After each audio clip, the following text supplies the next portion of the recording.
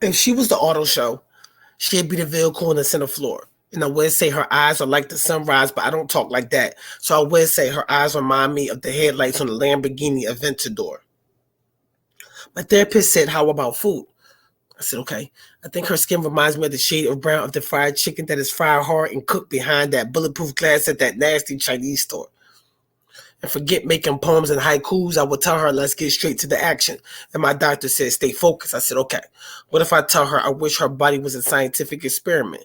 That way I could break her body down to the tiniest of fragments so I could spread her across my 10,000 taste buds so she could float in my saliva and I could taste her in the smallest of a fraction. The doctor said we're starting to get traction.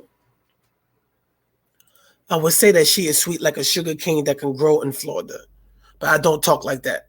I would tell her that she is 12 atoms of carbon, 22 atoms of hydrogen, and another 11 atoms of oxygen that I could use before I leave, before I breathe. I would tell her she is nothing but sugar because that is the chemical formula. The therapist said, "You said you like to travel." I would tell her that I would like to gaze in her eyes on the beach, but I don't talk like that. So I would rather tell her I would take her to the underwater hotel in Dubai. And the only light is the water, where the light is dim. And that's when she is her naughtiest, and the tropical fish can be our audience for us to create this rated R film. And before your food gets a chance to digest, I let your skin glide across the satin sheets. Then I pray rest in peace to the silkworms that died in the process. I'm here talking to y'all because she thinks I don't pay attention.